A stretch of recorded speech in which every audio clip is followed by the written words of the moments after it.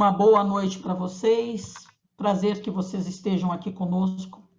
Hoje nós vamos estar fazendo uma live que vai falar sobre o impacto na saúde das crianças, suas famílias e no profissional de saúde da pandemia.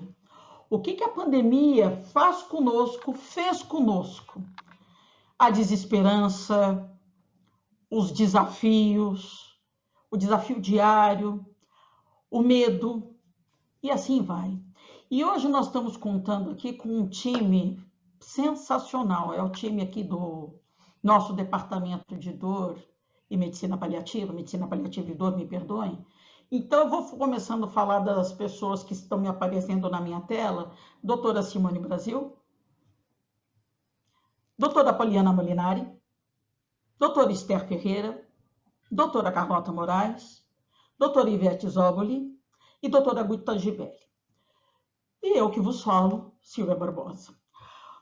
Todas nós somos provenientes de diversas instituições e todas trabalhamos com dor e com cuidados paliativos. Fazemos parte do departamento aqui da Sociedade Paulista de Pediatria.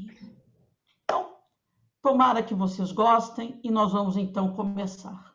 Poli, está com você. Obrigada. Boa noite para todos. Obrigada pelo convite, pela oportunidade.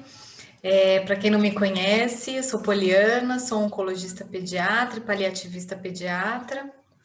E hoje, junto com a minha amiga Esther, nós vamos ter 10 minutinhos aí, aliás, 20 minutinhos, para conversar com vocês um pouquinho sobre a comunicação com a criança e o adolescente e a sua família nos tempos de Covid.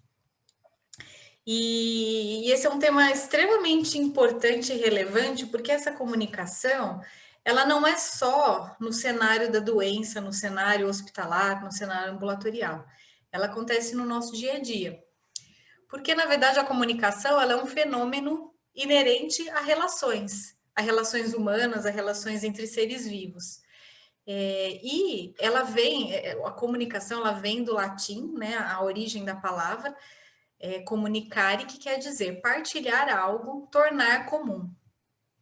Então, por que ela é tão importante, né, nesse cenário? Porque ela justamente faz esse papel de partilhar informações, de partilhar situações que são importantes para ambas as partes.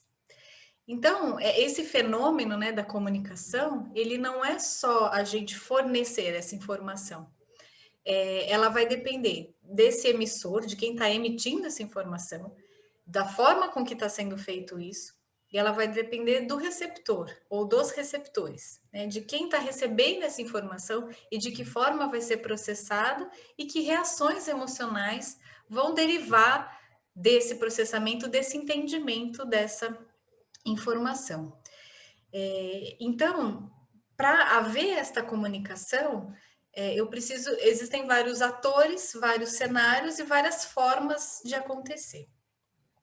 Dentro, né, do cenário da saúde, dentro do contexto de uma doença, essa comunicação ela é a base, ela é uma das bases da nossa terapêutica.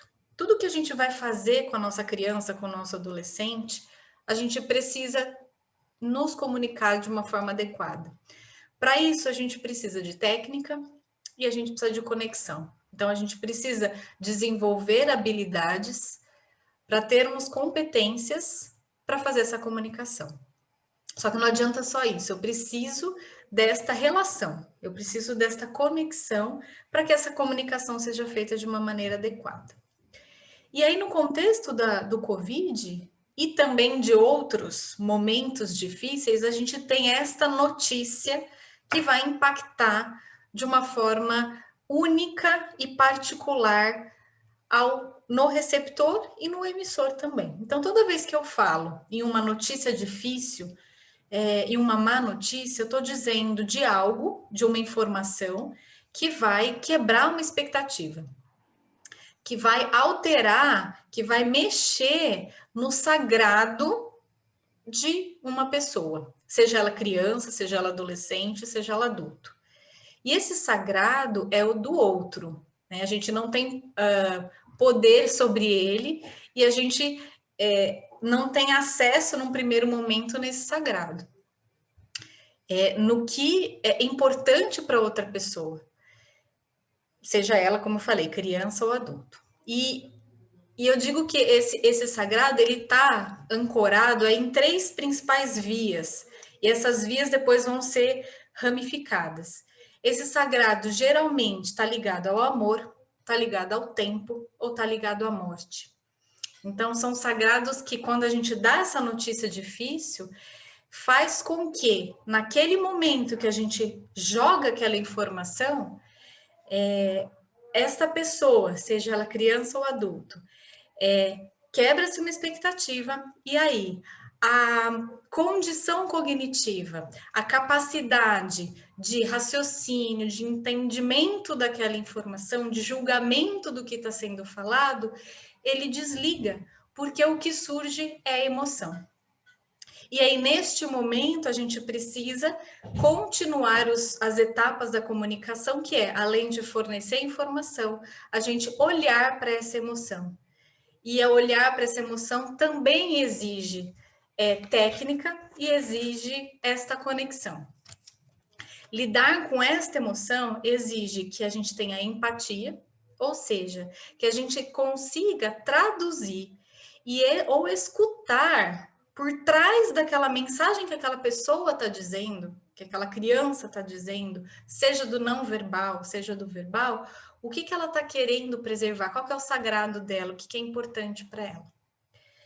Eu preciso da escuta ativa, ou seja, da minha capacidade de entender aquele momento, de ter a curiosidade genuína, de ouvir o que aquela pessoa tem para dizer, ouvir e sentir e entender aquele sentimento que vem com esta notícia. É uma capacidade de gerar conexão entre eu e aquela pessoa. E eu preciso validar essas emoções que vêm. Eu preciso criar um ambiente seguro para que essa pessoa entenda que ela pode se expressar de maneira adequada, de uma maneira segura, para que ela possa, para que a gente possa apoiá-la nesse momento. E com a criança? Porque isso a gente vê bastante com o adulto, com a família, com a mãe, com o pai. A comunicação com a criança é muito peculiar, porque além de tudo isso, além da gente ter empatia, escutativa com a criança, validar a emoção da criança, a gente tem que entender que ela tem o desenvolvimento cognitivo dela e através dele ela também vai se expressar. Essas crianças precisam ser ouvidas. Elas precisam da nossa sensibilidade de olhar para elas, de entender o momento e o desenvolvimento cognitivo, de que forma ela se expressa, para ela poder ser acolhida, para ela poder sentir que ela é ouvida, que ela é valorizada. Eu preciso fornecer a informação de acordo com esse desenvolvimento cognitivo e criar uma parceria com essa criança. E quais são os objetivos? A gente ajudar essa criança a entender o que está acontecendo. A gente ajuda essa criança a tomar as decisões que ela precisa tomar. Sejam decisões simples, como não quero que pegue a minha veia, não quero tomar esse remédio, enfim. E criar vínculo de confiança.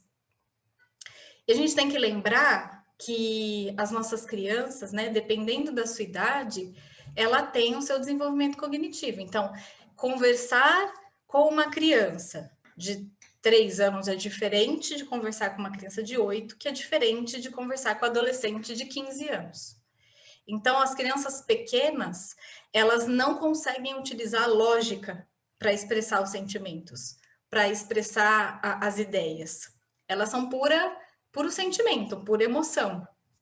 Então, elas muitas vezes observam os pais, elas captam essas sensações e esses sentimentos dos pais naquele momento difícil e copiam, e olham e reagem aos pais. E tem nas suas memórias afetivas estratégias para poder reagir àquele momento difícil. O tempo das crianças pequenas é o agora. Elas não conseguem pensar no futuro. Elas não conseguem pensar que o papai e a mamãe estão, ou o vovô e a vovó estão com Covid, eles correm risco de morrer, por exemplo. Não, o tempo é o agora. Eu não tenho o meu vovô aqui, eu vou chorar por isso. Não porque ele pode morrer, mas porque eu não tenho ele agora. Nas crianças maiores, né, acima de 7 anos, eu já tenho um processo de raciocínio lógico já desenvolvido. Então, eu consigo conversar sobre causa e efeito, sobre explicações um pouquinho mais complexas sobre o que acontece. Então, o tempo é o cronológico, né? Então, o objetivo, né, da gente respeitar tudo isso, e por que é tão importante essa comunicação, é por isso, porque a gente cria vínculo, a gente auxilia essas crianças a entender o que está acontecendo, e a gente ajuda também essas crianças a encontrar estratégias junto com seus pais para enfrentar esses momentos difíceis. E aí, como é que a gente pode, e como que isso fica neste cenário da Covid? Starzinha, o que você acha? O que você tem para dizer para a gente? Como que fica tudo isso nessa pandemia, nesse momento que a gente nunca viveu? Olha, eu acho que assim, primeiro que a pandemia já está sendo muito difícil para nós adultos, né? E a gente esquece muito do olhar da criança, muito da autonomia da criança, muito de entender que ela também é um ser humano, que ela faz parte da sociedade. Então, com todas as mudanças que a gente teve, então as preocupações dos pais agora fazendo home office, ou então muitos perderam emprego, todas essas preocupações de modificações, muitas vezes a gente esquece o que a criança está sofrendo. E a criança, sem dúvida nenhuma, ela foi uma das que mais sofreu, porque ela perdeu o momento social dela, que é extremamente importante, que é a escola, né, que é o momento que ela tem aprendizado, que ela tem o sim e o não, que ela tem o desenvolvimento dela, né, tudo isso a escola, sem dúvida nenhuma, foi uma perda, com certeza que a gente entende os momentos, mas que foi uma perda, sem dúvida, muito brusca, né? Outra coisa também, agora a gente tá já com a vacinação um pouquinho mais avançada, mas no começo foi uma quebra muito grande, que essas crianças pararam de ver os avós. E muitas vezes os avós eram até os cuidadores, então isso também foi uma outra coisa que foi muito complexa. E essas crianças pararam de entender, por que eu não posso ir na casa do amiguinho brincar?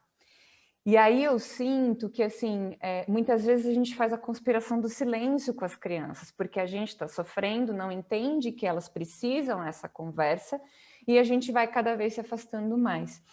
Então, um ponto essencial é que a gente tenha essa discussão, essa conversa com a criança, entenda, acolha os sentimentos dela, para exatamente que ela se sinta parte da sociedade e se sinta mais acolhida, né? Entenda mais de uma forma um pouco mais amorosa, porque também não está sendo fácil para ela.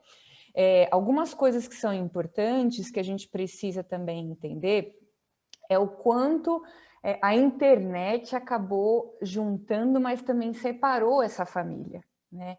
Então, as crianças, elas estão muito mais no computador, os adultos estão muito mais no celular e no computador.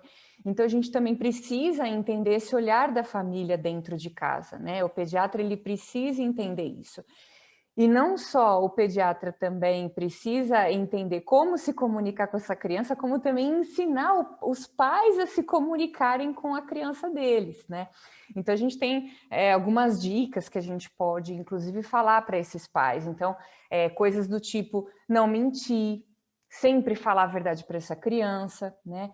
Tomar o cuidado que a gente não se comunica só com a fala, a gente também se comunica com o olhar, com o gesto, né? Isso eu acho que é super importante. Muitas vezes esses pais, eles não sabem como conversar, como começar uma conversa. Então, às vezes, cabe a gente também ensinar eles, olha, pergunta para a criança, porque às vezes, por exemplo, o avô está internado e a criança não está entendendo o que está acontecendo, que aquele avô não está fazendo mais parte do convívio. Muitas vezes o pai e a mãe não sabem como começar a conversa e, de repente, fazer uma pergunta para a criança. O que você está sentindo? O que você percebeu? O que você está entendendo? Isso também pode ser uma chave importante, né? E aí, como a gente falou da internet, né? A gente falou um pouco dessa coisa do celular, também é muito importante que esse pai e que essa mãe, eles estejam num ambiente que deem atenção total para essa criança, né? Então, assim, tira o celular de lado. Eu sei que é difícil até para a gente, quando a gente está, né, numa consulta, num consultório, deixar o celular de lado, né? Mas falar isso para os pais, às vezes é um detalhezinho, mas é extremamente importante, né? O olho no olho do pai com o filho, isso também é bem importante. E de qualquer forma, é difícil a gente também esconder as coisas das crianças. Elas sentem, elas entendem que a dinâmica familiar está diferente, né? Então, a gente esconder da criança certas coisas pode ser muito pior, porque pode gerar fantasias, né? Como a Polly falou, muitas vezes essa criança ela não entende o que está acontecendo, é o aqui o agora, e isso ela pode gerar um monte de pensamentos às vezes equivocados, o que pode trazer muito mais sofrimento e aí com isso até a ansiedade, né? A gente precisa pensar que a comunicação com a criança, ela tem, especialmente nesse momento, né, que a gente está vivendo de tanto estresse, angústia, enfim, a criança também precisa da comunicação para a saúde mental dela. Então isso também é um ponto muito chave que a gente precisa entender. Outra coisa também, né, a Polly falou da linguagem, que é extremamente importante que a gente entenda. E sem dúvida nenhuma, depois que a gente comunica, que a gente faz a conversa, a gente também tem que entender que a comunicação não é só conversa. A comunicação é o todo. Ela faz parte também o acolhimento após comunicar alguma coisa complexa, alguma coisa difícil. E muitas vezes essa criança, esse adolescente, ele também vai trazer medo, ele vai trazer revolta, né, perguntas, às vezes, mas por que isso com meu avô? Por que isso comigo? Né? Então é importante também que a gente esteja preparado para isso e ensine os pais também a estarem preparados para esse acolhimento, né? Que muitas vezes é um abraço, é um ouvir, né? É um chorar junto com a criança. Então, sem dúvida nenhuma, isso também faz parte da comunicação. E essa coisa do amparar, né, é muito importante mesmo. Então, eu acho que era mais ou menos isso que a gente tinha pensado em falar um pouquinho para vocês, né? E eu acho que, assim, para encerrar nossa fala, a pandemia mudou muita coisa. Então, a gente precisa falar sim sobre isso com as crianças, com naturalidade, com calma, né, explicando, mas a gente precisa conversar com as crianças sobre essas situações, né, porque senão a gente acaba gerando ainda mais estresse e a gente precisa, sem dúvida nenhuma, pensar a criança como um ser da sociedade, né? Então, eu acho que é isso. Obrigada. Obrigada, Esther. A gente vai continuar a nossa discussão agora, passando por um tópico também bastante importante e impactante, que são os desafios que a Covid traz para nós como profissionais de saúde, para nós que trabalhamos com crianças, para as crianças, para as famílias. Então, eu vou convidar a doutora Silvia para falar um pouquinho para a gente sobre qual que foi o impacto da pandemia para os pediatras. Obrigada, Polly.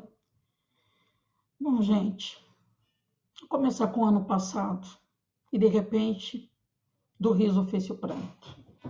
Estávamos todos acostumados numa vida, ouvindo lá de longe que tinha um vírus vindo lá da China. E foi se percebendo cada vez mais que ele estava chegou no Brasil, e de repente, contingência, começam a crescer o número de casos, e as crianças sumiram. Estão as crianças, todas dentro de casa. E a primeira coisa que aconteceu com as mães pediatras. porque as mães tinham que dar conta do seu trabalho, porque nós, como profissionais da saúde, não fomos liberados absolutamente de nada. Mas também não tinha a escola para dar um amparo para as crianças no mesmo horário de trabalho. E as mães viram-se muitas vezes, tendo as mães pediatras, junto com os pais pediatras, que muitas vezes se dividem as tarefas, se viram frente a um grande desafio, como dar conta do trabalho e como dar conta das crianças em casa.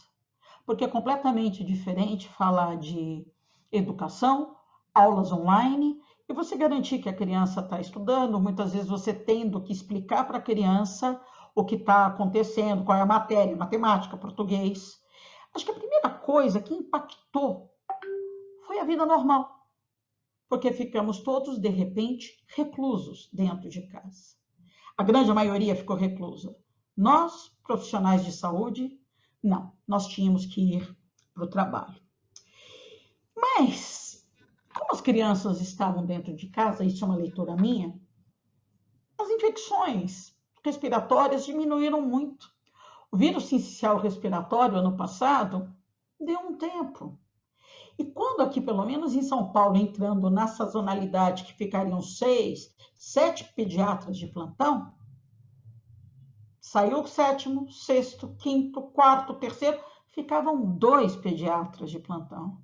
E com uma grande possibilidade de não ter absolutamente nada para fazer no plantão. Porque onde estavam as crianças? As crianças estavam em casa. E foi uma coisa interessante no local onde eu trabalho, o que a gente via muito, trauma. As crianças em casa aprontando, caía do sofá, se machucavam, me perdoem, por favor, desculpa, uma coisa que eu deveria ter feito foi desligar. Desculpe. As crianças se machucavam, as crianças tinham traumas da infância, porque estavam dentro de casa. A segunda coisa, então, houve o trabalho maior, não relacionado a vírus sincicial respiratório. Consequentemente disso, as vagas de UTI pediátrica foram menos ocupadas. E começou a sobrar ventilador. O que começou a acontecer? Bom, a pediatria está vazia. E a gente sabe de muitos hospitais que fecharam as UTIs pediátricas e transformaram a UTI pediátrica em UTI de adulto. E a consequência disso foi desemprego para o pediatra. Duas formas, o desemprego do pronto-socorro, o desemprego da terapia intensiva pediátrica. E a vida de todo mundo é muito complicada, todos temos contas para pagar. E esse indivíduo se viu completamente desprevenido, porque, afinal de contas, todos sabemos que março, abril, até mais ou menos agosto, setembro, é um grande aumento no movimento pediátrico. E comparando a isso a este ano, não, vai ser a mesma coisa, as equipes pediátricas não foram aumentadas no pronto-socorro. E o vírus sincicial respiratório esse ano está lá, subindo paulatinamente. Os casos respiratórios estão aumentando. E a equipe está do ano passado, reduzida para dar conta no pronto-socorro. Esse é um outro impacto que a gente acaba tendo. Outro problema que aconteceu, e isso nos traz preocupação, porque, obviamente, o grande necessidade, todos nós ouvimos nos jornais, a falta de respirador, a falta de oxigênio, a falta. Os gestores começaram a olhar para dentro das UTIs pediátricas, pronto-socorros pediátricas, e começaram a olhar dentro das UTIs neonatais.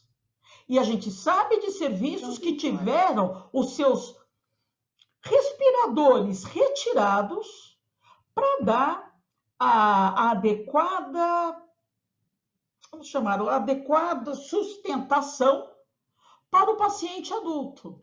E quem é neonatologista se via numa grande dificuldade rezando para que não houvesse o nascimento de uma criança, que houvesse a necessidade de um respirador no período neonatal. Ou seja, o estresse de você ver a sua aparelhagem indo embora e você tendo que resolver o que pudesse sair. Vocês conseguem imaginar o estresse decorrente disso? E esses aparelhos eram retirados apesar de tudo. As UTIs pediátricas diminuídas. Nós com menos médicos de plantão. Médicos perdendo o trabalho. Eu sei de intensivista pediátrico que foi dar plantão no Covid de adulto, porque as contas não esperam. Tá bom, as coisas estão mudando? As coisas esse ano estão mudando. Eu acredito que nós vamos ter mais casos pediátricos de questões respiratórias, necessariamente não Covid. E qual é a consequência disso? Eu pergunto para vocês. Quem de vocês não desanimou? Quem de vocês não deprimiu? Quem de vocês se viu sem perspectiva? Tendo que levantar todo dia, é quase como o Feitiço do Tempo. Quem não assistiu esse filme, eu recomendo que assistam. O Feitiço do Tempo, você levanta e é todo dia a mesma coisa. Número de mortos aumentando, número não tem vaga, não sei o quê. Olha o desastre, não tem respirador, não tem a vacina agora que está faltando. Quem de nós não consegue pensar nisso, deixa de pensar nisso? Quem de nós não se encontra tão exausto no fim de uma jornada diária que não tem coragem de fazer nada, onde você simplesmente fica não doce far niente, porque a exaustão psíquica é tão grande que você não tem condições e você tem que dar conta da sua casa, da sua família, dos seus filhos. E pergunto para vocês, em que pé ficou a qualidade de vida do pediatra? Se a gente for pensar na definição do que é qualidade de vida, o que é qualidade de vida? Qualidade de vida é o bem-estar físico, psíquico, social e espiritual. Eu tenho, assim, uma certeza absoluta que a qualidade de vida do pediatra caiu. Não só por preocupações do nosso dia a dia, preocupações dentro de casa, as preocupações financeiras por questões que eu já apresentei, mas também pela a cruz que todos nós, profissionais de saúde, carregamos. E ainda uma última coisa, quantos de nós não perdemos amigos? Quantos de nós não perdemos, não apenas amigos médicos, gente que trabalhava conosco? E que vem a nossa sensação maior ainda de impotência. Nós fomos impactados, sim, como profissionais. Nós fomos impactados como humanos, com um grande entendimento do que estava acontecendo. A pandemia ainda vai um longo tempo. E se a gente não resgatar a nossa qualidade de vida, a nossa condição de vida, nós daqui a pouco vamos estar todos surtando. Então, o meu conselho, a minha sugestão não é nenhum conselho. Vamos tentar, na medida do possível, viver a vida a cada dia. Viver com qualidade, dando margem à conversa com os amigos, a estar com a família, estar pronto para amar e para ser amado. Porque essa, no fim das contas, é o melhor exemplo que a gente pode dar para as pessoas que estão do nosso lado e para os nossos pacientes dentro do consultório. Gente, o caminho é longo, mas nós estamos juntos. Muito obrigada. Obrigada, Silvia, que linda. Continuando um pouquinho, né, dentro desses desafios, o pediatra, como a Silvia falou, foi colocado aí em algumas situações em que precisou tomar decisões importantes. Então, eu queria chamar a Guta e fazer uma pergunta para ela. Guta, queria que você falasse um pouquinho sobre os desafios na tomada de decisão do pediatra no cenário da Covid. Bom, Polly, eu vou me manifestar. Eu sei que, assim, todo mundo está mais informal, mas eu sou uma pessoa de imagens. E eu preparei imagens para trazer, para dividir com vocês, que me impactaram muito, porque eu fiz um registro fotográfico de tudo o que aconteceu e eu estava nessa linha de frente de tomada de decisões, porque... Aí eu vou compartilhar minha tela, vocês me dão licença, 2 minutinhos, só para eu colocar para vocês um pouco do que a gente viveu no HC nesse período de pandemia. Então, todos estão me vendo? Acho que sim, né? Assim, então, e assim, eram decisões da linha de frente, não é um nome original meu, é um artigo que eu vi no meio do caminho que chama Hard Decisions at the Front Line, e era exatamente a sensação que a gente tinha. Então, a Silva, olha, eu estou aqui morrendo de vergonha, porque vocês têm uma habilidade de falar maravilhosa e eu estou aqui precisando de cola, né? Mas tudo bem, essas imagens são muito importantes, acho que para todos nós. Covid-19, não preciso contar a história da pandemia, mas é só para a gente pensar nessas imagens que a gente recebia do mundo inteiro. Quando ela chegou em Wuhan, na China, quando chegou na Itália, aquele drama dos velhinhos morrendo. Na Espanha, aquelas imagens que eu nem trouxe para cá, daqueles caminhões de exército passando com cadáveres, e aquelas imagens de um monte de gente com aquele rosto ferido, carcomido pelas máscaras, usando o tempo inteiro, a gente ouvindo falar de gente que ficava sondada para trabalhar, para não ter que tirar a roupa, o EPI. E aí, dia 26 de fevereiro, chegou no Brasil a Covid, e vamos à Covid, e fala-se de Covid. Dia 11 de março, o Dr. Tedros Adhanom declarou pandêmica na Organização Mundial de Saúde a Covid-19.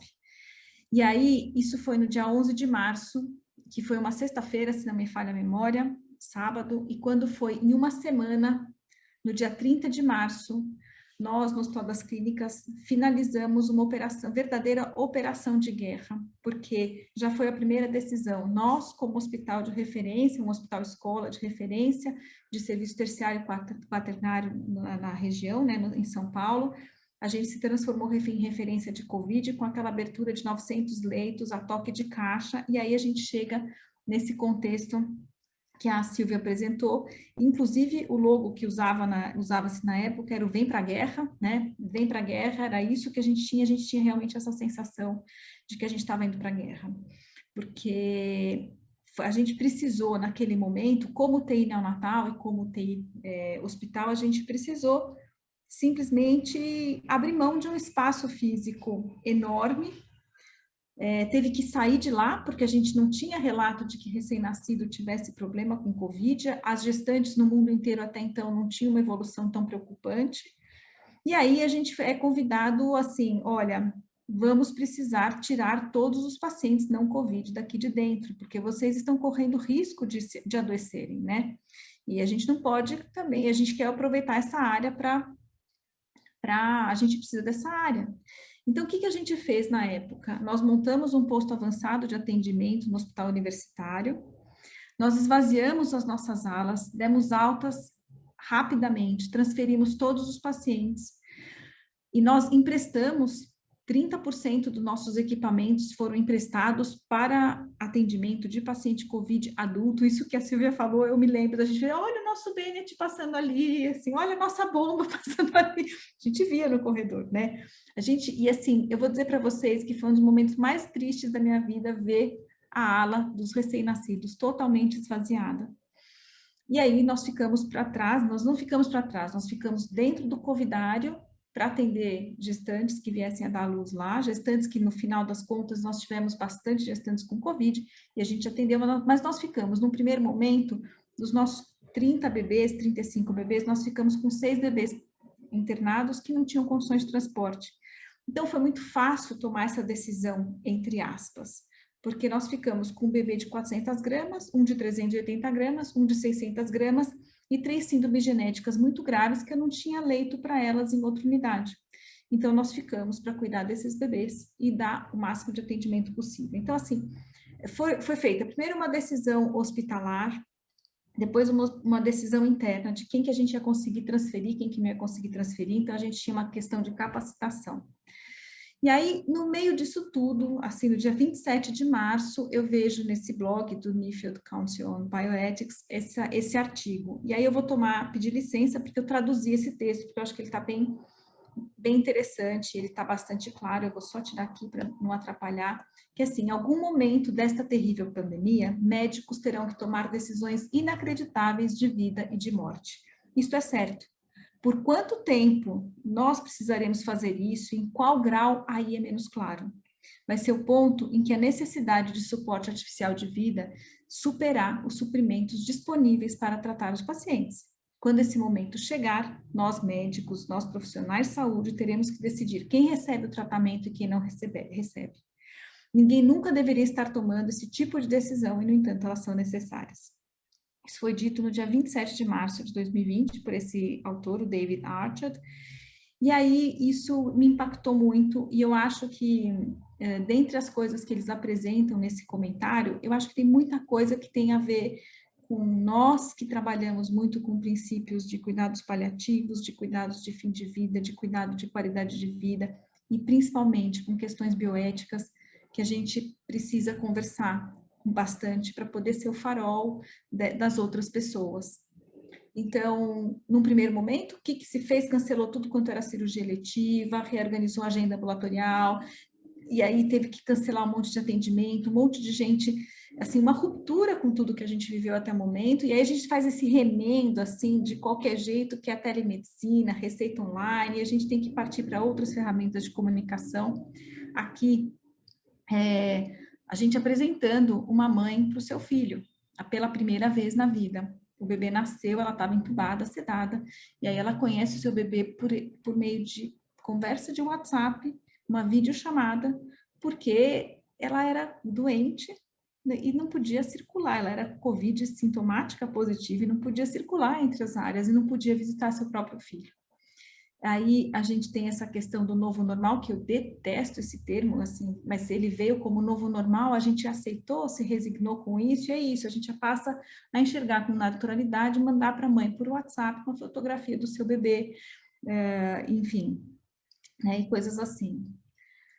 Aí nem saímos do novo normal e a gente já começa com a segunda onda. Em Manaus a gente começa a ter falta de cova para enterrar pessoas, a gente começa a sofrer com a falta de oxigênio, falta de ventilador, e aí onde que o pediatra vai parar nisso tudo, né? Qual que é o nosso papel nisso? Então, aí eu retomo um pouco do artigo para comentar, nós passamos por escassez de oxigênio, de aparelho de ventilação, está faltando ainda medicação para sedação, está chegando aos poucos, mas está faltando. E aí a gente tem que começar a pensar o que a gente faria se começar a faltar aparelho de ventilação nos nossos hospitais. Porque eu emprestei para o hospital uma parte dos meus equipamentos, do meu parque tecnológico, e graças a Deus não me faltou, porque o atendimento foi proporcionado e as coisas andaram bem. Mas a gente viu faltar. Eu recebi telefonema de colegas de outros hospitais que tiveram os seus ventiladores transferidos para a área Covid e que me ligavam desesperados. Olha, eu estou precisando de aparelho porque os meus estão com os adultos e vai nascer gemelar de 30 semanas. Então, isso a gente a gente tem que ajudar as pessoas a tomarem esse tipo de decisão, se chegar essa hora, de quem que vai ficar com o aparelho que a gente tem. Se acabar o suprimento de oxigênio, como é que a gente vai funcionar? Como é que a gente vai trabalhar se eu não tiver medicação para cuidar do meu doente, né?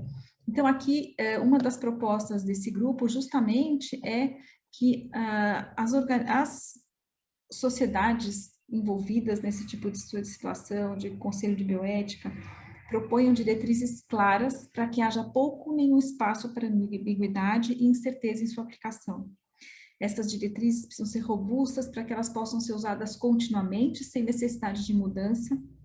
devem ser transparentes para que todo mundo saiba quais são as decisões que estão sendo tomadas, e todo mundo compreenda as decisões, e devem ser acordados, porque as pessoas não podem ter muito conflito em relação às decisões que foram tomadas. E tem que ser de acordo com o sistema de saúde que a gente tem disponível, né? Então, assim, é importante levar em consideração a realidade de cada sociedade, de cada núcleo. Lembrar que isso é importante, a gente ter uma certa prontidão para responder, porque as decisões são tomadas sob pressão, e isso a gente viveu na pele o ano passado, né? Não tem tempo para a gente ficar deliberando prolongadamente. É a situação de guerra mesmo, né? Aquela coisa de, olha, quem assistiu Pearl Harbor, aí não é tão bacana quanto o Dia da Marmota, mas olha, passa o batom vermelho na cabeça de quem vai morrer, porque ali não vai ser cuidado, né? Então, são decisões muito urgentes, a gente tem que estar com essa prontidão. E aí, coisas que vão acompanhar a gente o tempo inteiro. A prioridade, normalmente, é sempre o paciente mais grave. E aí fica aquela dúvida, será que eu vou me preocupar com o fator vida ou com o fator qualidade de vida? Qual que é o valor que vai estar sendo colocado em ênfase naquele momento? Isso vai ser exigido da gente em algum momento. Então, é importante que a gente reflita e pense muito no assunto. Idade como fator de decisão. No começo da pandemia, vocês devem ter visto aqueles notícias de jornal, senhorinha de 205 anos, abre mão do aparelho de ventilação. Eu falei 205 anos, mas enfim, uma senhorinha muito idosa abre mão do aparelho de ventilação. Mas aí a gente vai estreitando. Agora que tem vacina, está baixando a idade. Se eu tiver um aparelho, é o de 70 ou de 40? Não é tão fácil já. É o de 40 ou de 20? E aí, é o de 15 ou é o meu prematuro? São decisões muito difíceis.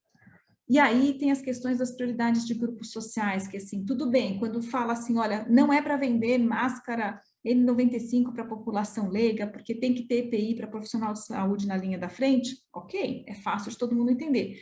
Agora, o profissional ficou doente no atendimento da Covid, e tem um outro doente que estava na fila antes dele. Quem que tem direito a essa vaga? Difícil, né? Recursos terapêuticos disponíveis para quem que vai... E vacinas, quem que vai ser vacinado primeiro? O idoso? Puxa vida, mas e o motorista que leva o idoso para o hospital? Né? Isso são questionamentos que a gente tem que ter o tempo inteiro, né? E tem que ficar alerta, e eu acho que a gente tentar direcionar alguma coisa nesse sentido. E, finalmente, a necessidade de ter uma certa proteção para esses médicos, porque, assim, não é fácil para a gente tomar esse tipo de decisão. Tomar esse tipo de decisão sozinho é duro, e é importante saber, ter um certo... uma rede de apoio, vai no sentido de que, em algum momento, se algum desses pacientes, por exemplo, que ficou comigo na fase 1, tivesse contraído Covid, tivesse morrido de Covid, ou alguém da equipe que ficou comigo no covidário, tivesse adoecido e tivesse ficado... algumas adoeceram, mas não foi no trabalho. Não foi no trabalho, mas assim...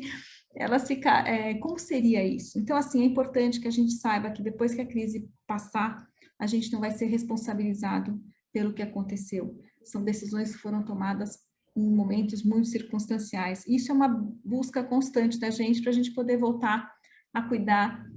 Eu, que sou neonatologista, voltar a ter meus prematurinhos assim, lindos e rosados, para dividir com vocês. E, na verdade, eu vou interromper meu compartilhamento, eu acho que aqui é quase um desabafo do que eu passei nesse 1 ano e 1 mês, mas eu acho que a gente, como grupo social, organização social que fala de cuidado paliativo e que pensa muito em dilemas éticos, bioéticos e morais, a gente também precisa refletir para poder ajudar as pessoas que passarem por isso também, mais longe dos grandes centros formadores de opinião. Obrigada, era isso que eu tinha para falar, para dividir. Obrigada, Guta. Muito, muito, muito legal. Passando um pouquinho agora para outra ponta da corda, queria chamar a Ivete e que ela possa conversar com a gente, comentar um pouquinho sobre o impacto nas crianças e nos adolescentes. Quais são os sinais de sofrimento nessa população? Como que a gente pode ajudar? Olha, eu acho que meu vídeo... Você está me ouvindo? Sim, estamos ouvindo. Meu vídeo acho que não está ativando. Não, enfim, eu tive que mudar de computador, mas eu vou falar. Você fica aí com o seu lindo rosto, tá? Enquanto eu falo do sofrimento infantil.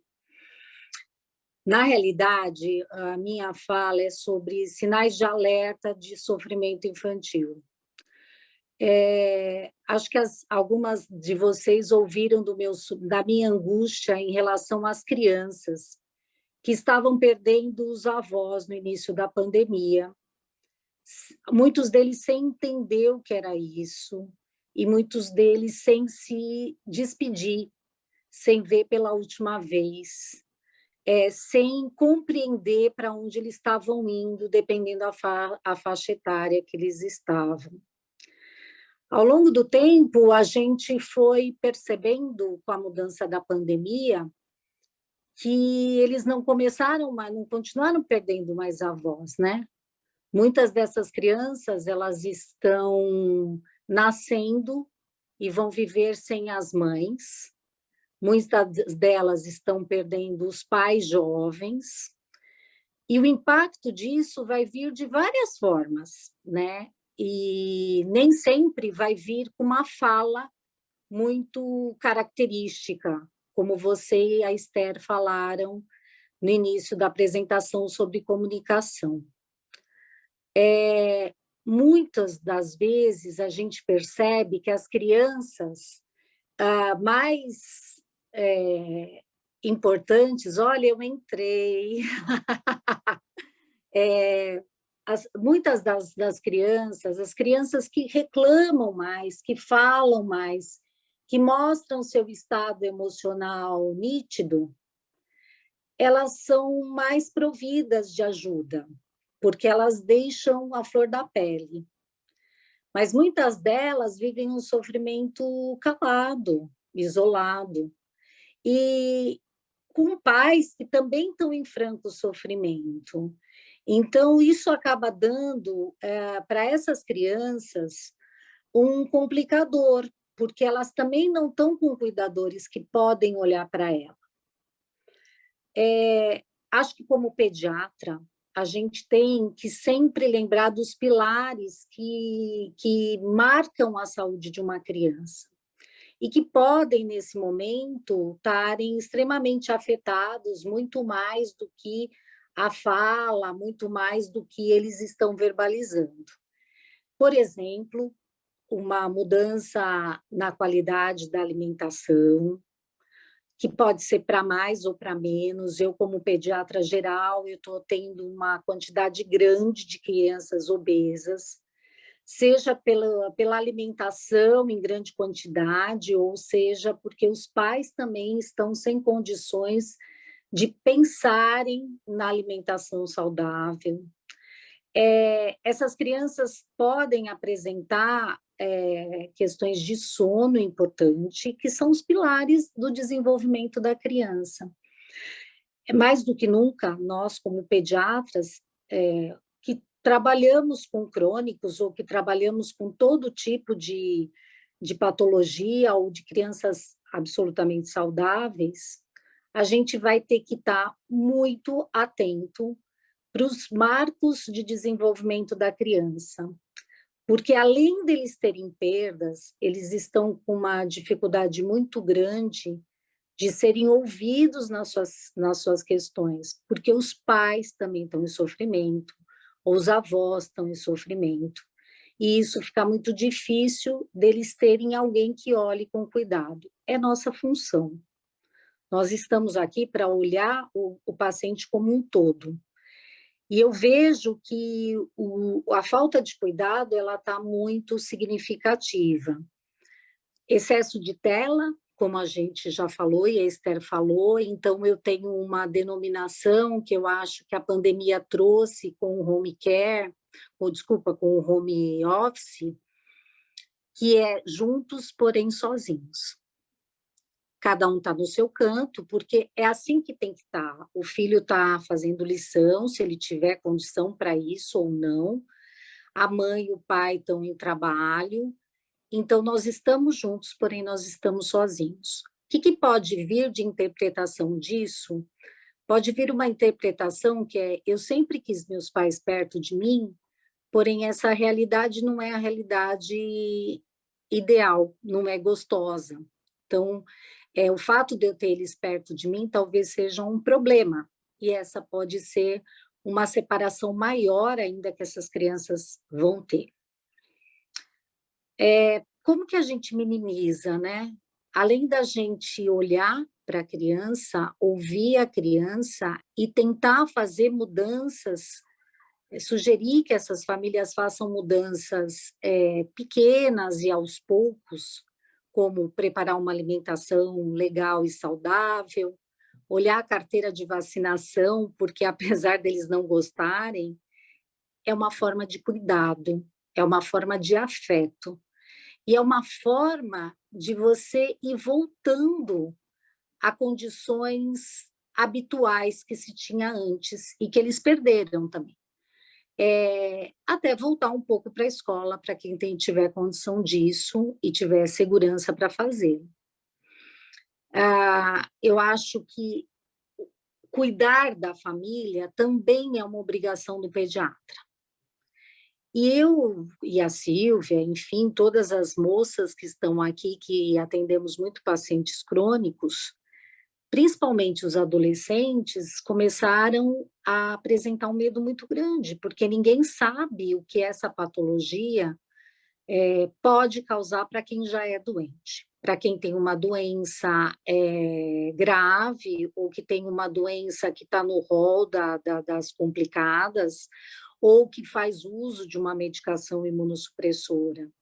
Então, vários adolescentes começaram a ter medo da sua própria doença.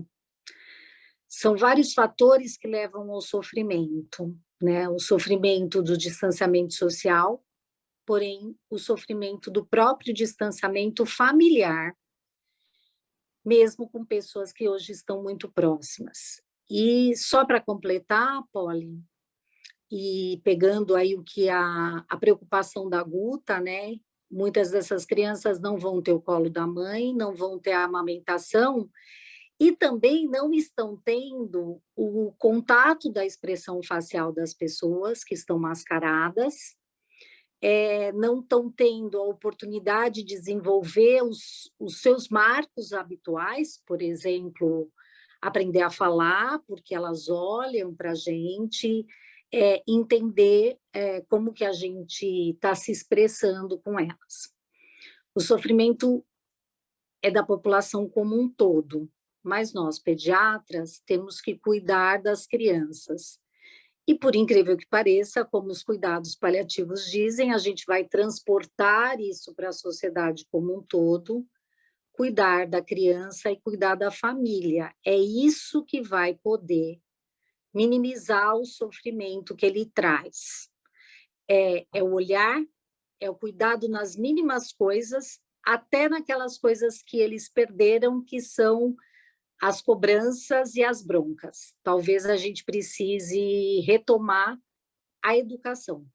E para isso a gente vai ter que cuidar dos pais para que eles tenham condição de retomar a maternagem, a exigência, a cobrança, porque é difícil para eles olharem isso, e é difícil para a criança entender que a permissividade de algumas coisas pode ser simplesmente um abandono, não exatamente um privilégio, né? Limites, cobranças e afeto fazem parte de uma boa educação, e ela parte por todos os marcos de desenvolvimento, que é onde muitas vezes vai ser expresso o sofrimento infantil. Acho que é isso, Polly.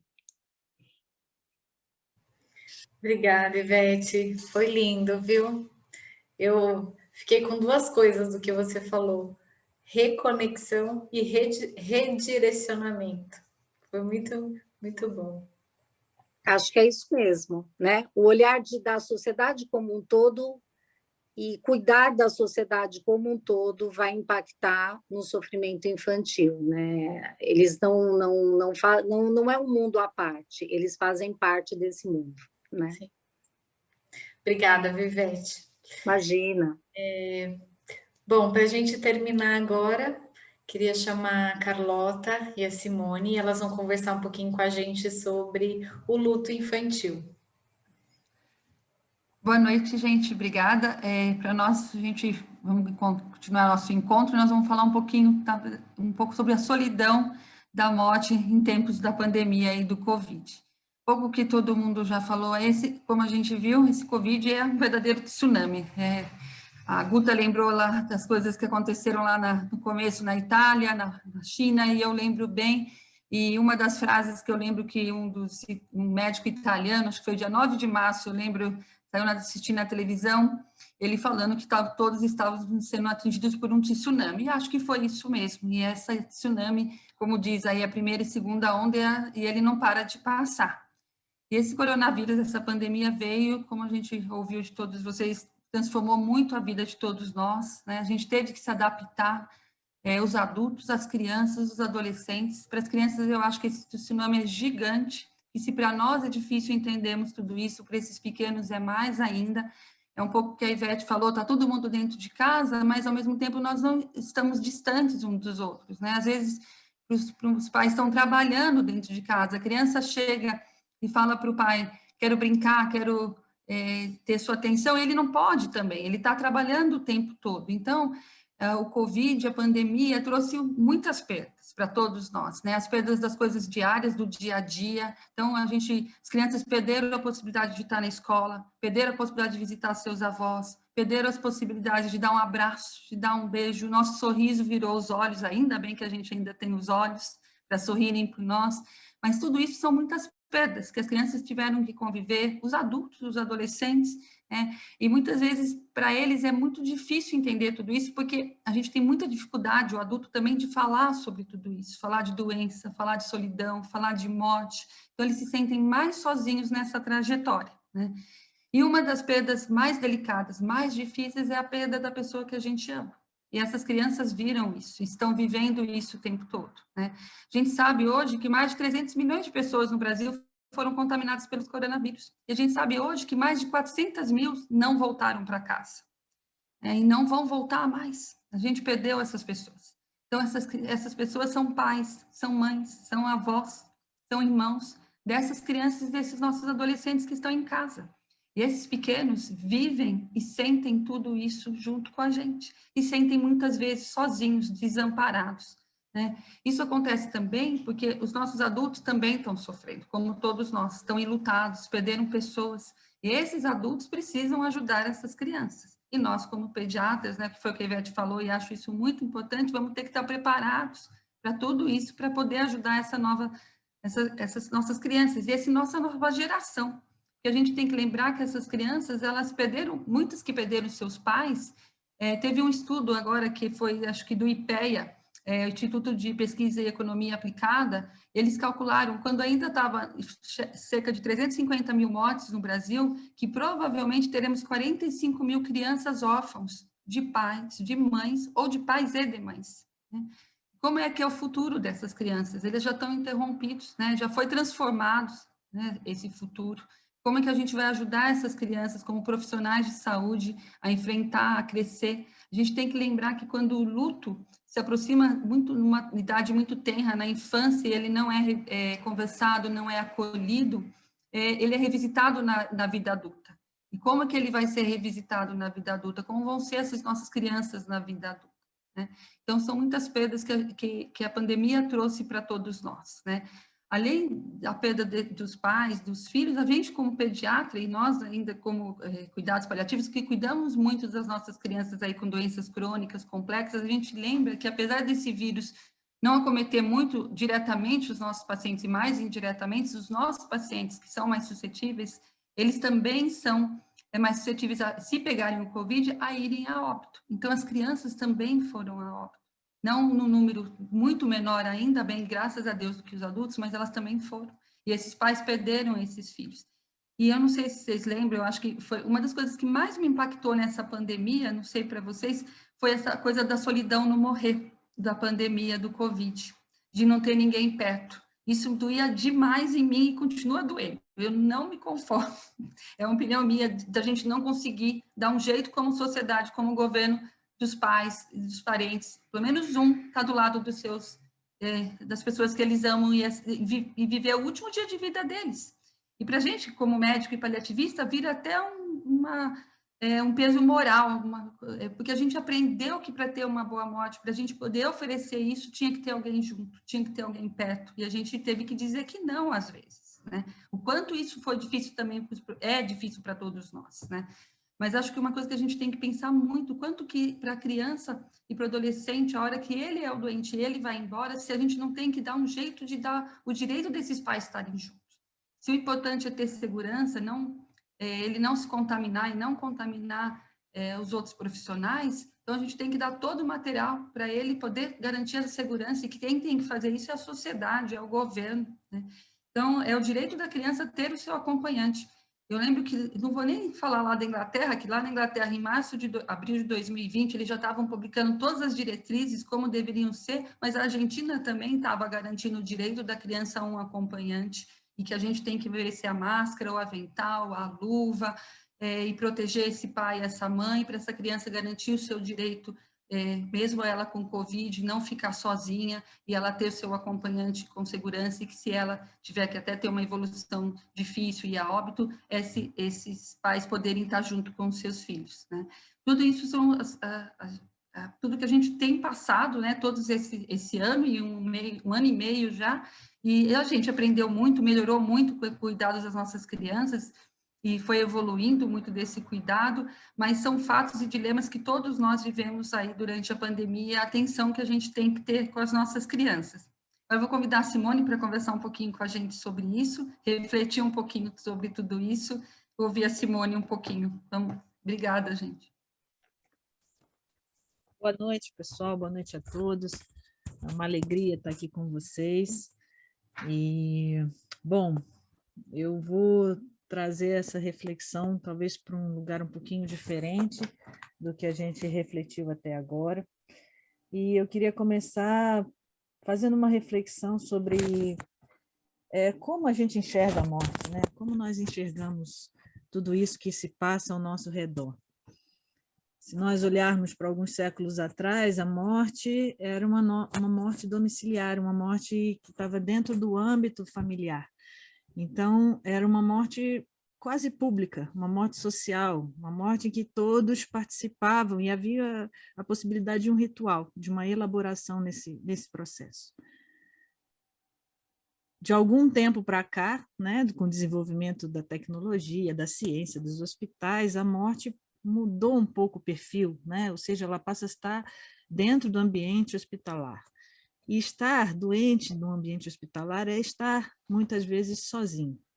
Então, a morte, as pessoas doentes, a finitude, tudo isso passa a ser isolado, passa a ser um tabu, a morte passa a ser estigmatizada, e o profissional de saúde tem que lutar contra a morte, tem que combater a morte, e vamos passo a passo perdendo o referencial de morte como parte da vida. O evento do Covid ainda traz uma situação ainda mais complexa, né? Porque a morte fica escancarada para todo mundo, né? Antes a gente até tinha na televisão, ainda tem, né? Bastante, né? Guerras, suicídio, violência, a gente vê a morte no dia a dia, nas mídias. Só que com o Covid isso ficou assim extremamente presente.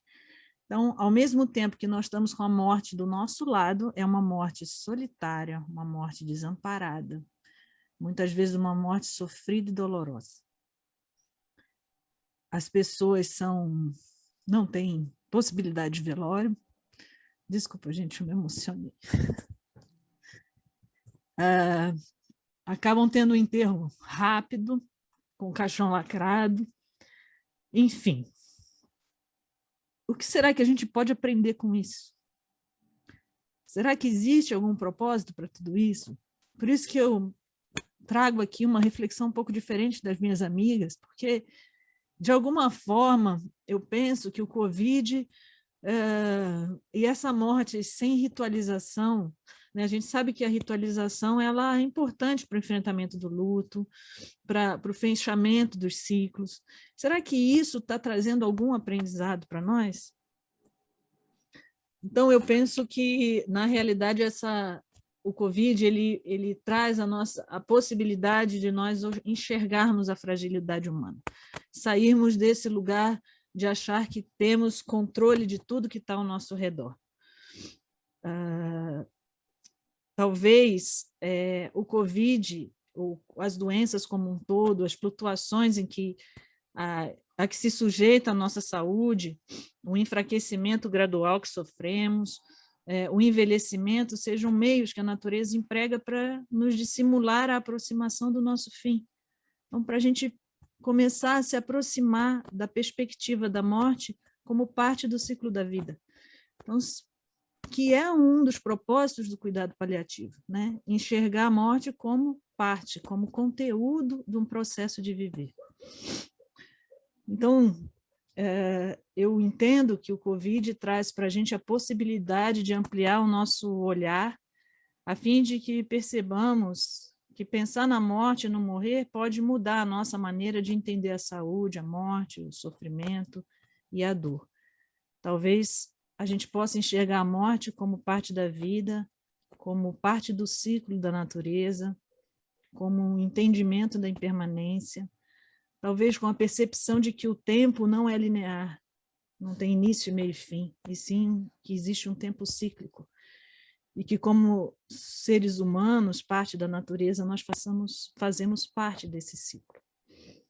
Tem um filósofo alemão que diz que a morte e a vida são como irmãs, elas andam lado a lado, e é a morte que faz a vida ser melhor e preciosa.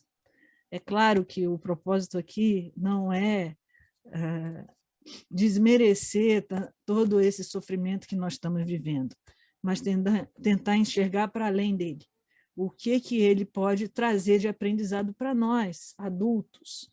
Porque uma vez que a gente possa, enquanto adultos, enxergar a morte de outra forma, talvez a gente consiga mostrar para as crianças que existem outras formas de enxergar a vida e a morte. Então, eu não vou repetir o que as amigas falaram antes, mas sem sombra de dúvida, o Covid traz para as crianças uma mudança no senso de segurança, de sociabilidade, de normalidade. Mas traz também uma imensa oportunidade, como falou a Poliana e a Esther, de melhora da nossa comunicação. Então, nós estamos, assim, num enfrentamento de uma necessidade urgente de nos comunicarmos melhor, uns com os outros, com os pais e as famílias, com as crianças, buscando um equilíbrio entre a empatia, o amor e a franqueza, né? Encontrar um equilíbrio em tudo isso. Então, lidar com essas perdas, o que me coube aqui foi pensar quais seriam as estratégias, né, para lidar com essas perdas. Então, eu identifiquei alguns tópicos. Inicialmente, assim, honestidade e confiança. Quer dizer, as famílias precisam ser orientadas a manterem um ambiente amigável, confortável, harmonioso, para que essas crianças possam dialogar francamente, possam abrir seus corações. Porque a desinformação, ela é um grande monstro, é algo muito assustador. Então, trazer para essas famílias um ambiente de confiança.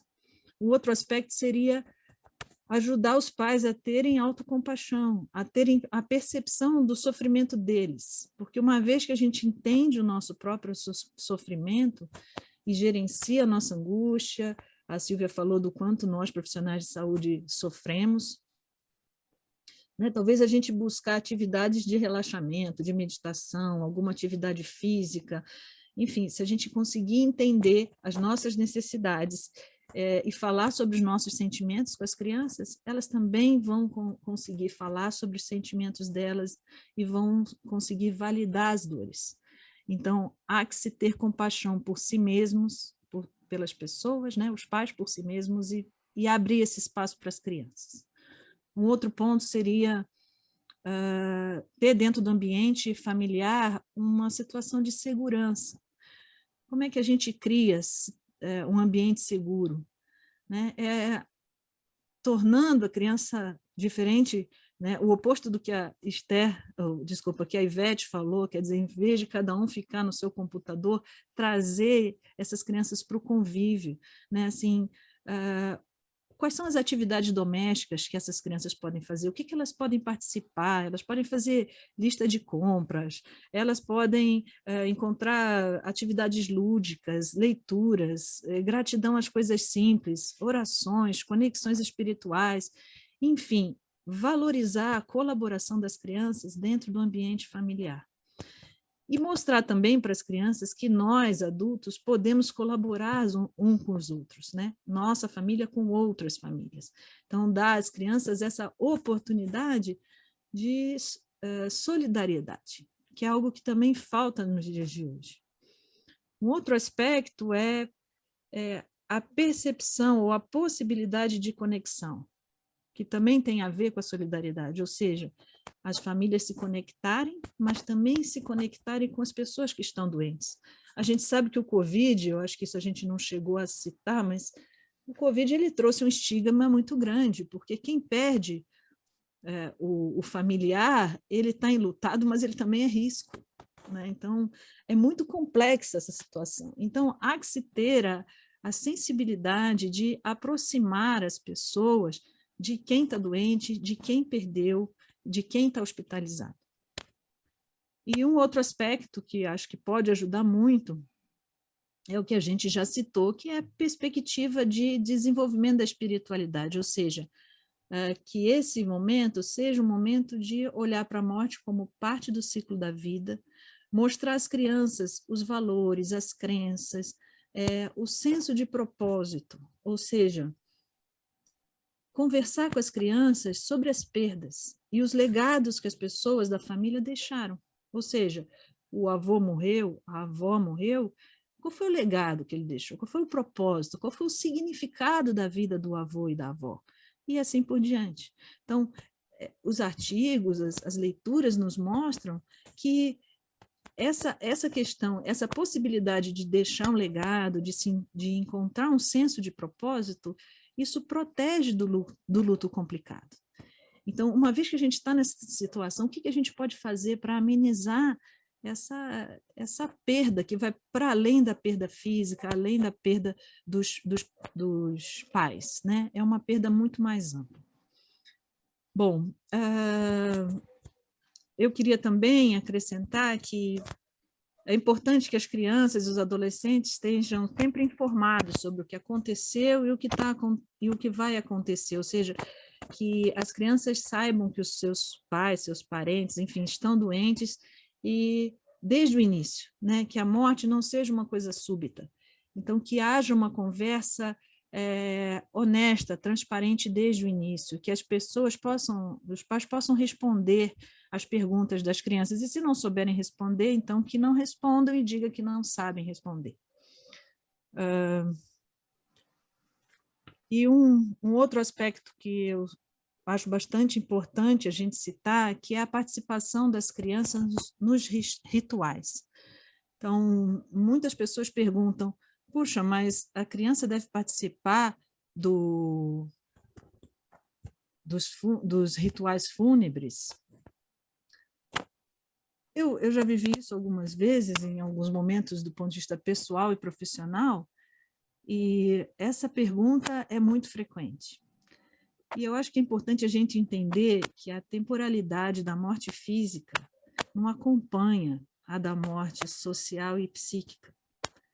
Então, há necessidade de elaboração da perda. E os rituais, eles servem para isso, para ajudar a gente a elaborar as perdas.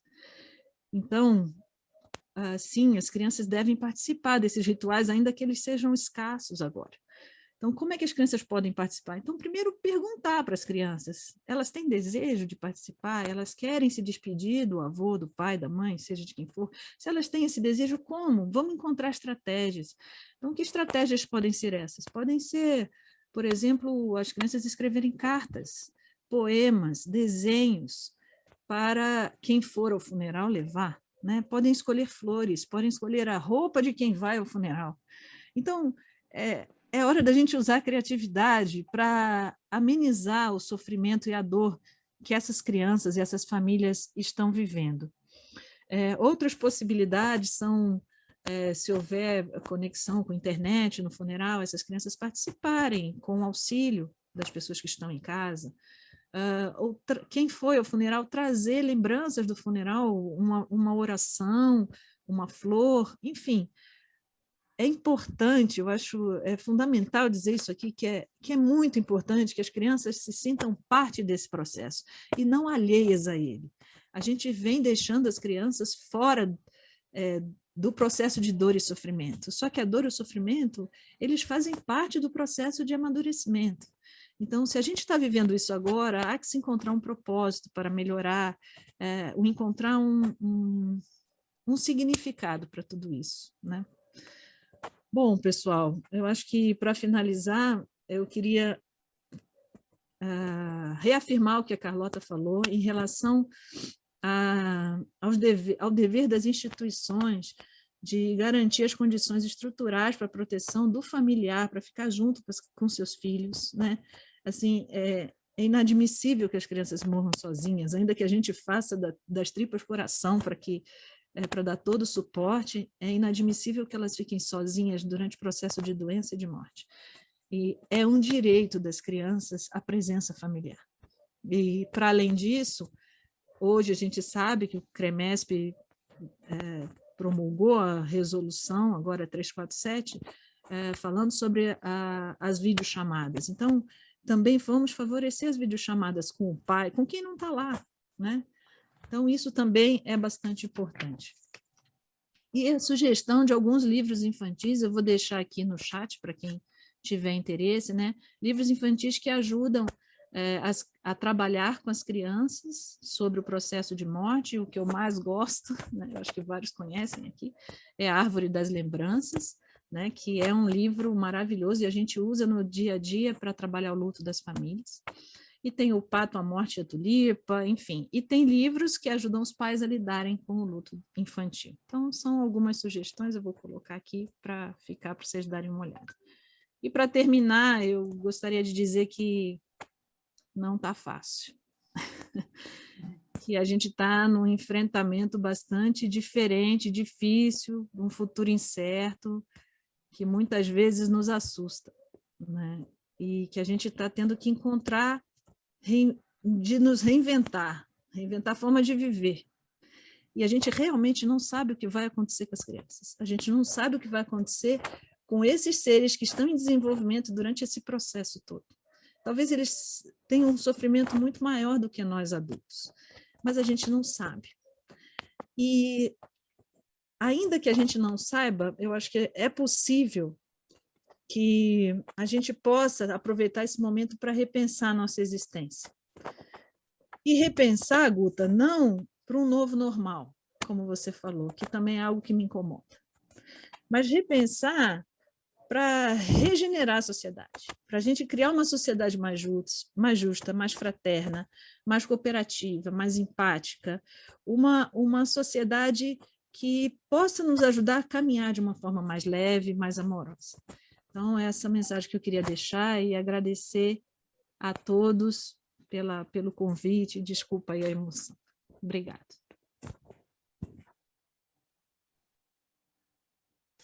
Obrigada, Si. Obrigada, Carlota. A gente tem 5 minutinhos para algumas perguntas, se alguém quiser colocar no chat. Nós vamos ter tempos ainda pela frente, onde nós temos que trabalhar, ter o amor disponível para o nosso trabalho, para as nossas crianças. Não é fácil, não será fácil. Já tenho crianças que eu vejo nitidamente com perdas, a tristeza, o cansaço dessa vida que não era a vida que elas tinham antes. E nós, como base, nós precisamos estar prontos para dar o apoio. Dar o apoio para as crianças e dar apoio para esses pais. Porque, de verdade, não está fácil para ninguém. Mas não vamos deixar o pique cair, Vamos fazer o nosso melhor possível. Eu até vou poupá-los, não vou cantar.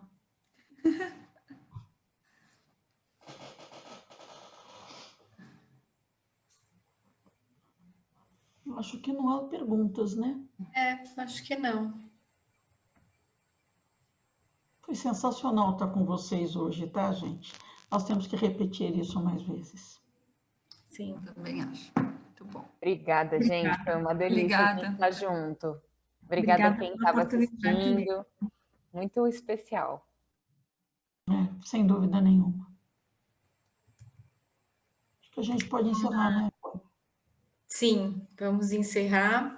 Só tem uma frase, uma pequena frase que eu queria ler, que eu achei que fez sentido para toda essa conversa, que fala o seguinte, que sem a morte não teríamos uma meta, sem o tempo não teríamos um rumo, sem amor não teríamos um propósito.